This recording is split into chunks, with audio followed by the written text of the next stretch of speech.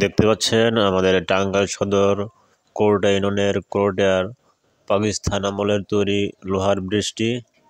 এটি হচ্ছে টাঙ্গাইল সদর উপজেলার বাণিজ্যিক এলাকা কোরডিয়ার ঢাকা টাঙ্গাইল সড়কের লোহার ব্রিজটি কালের পরিক্রমায় মরণফাঁদে পরিণত হয়েছে।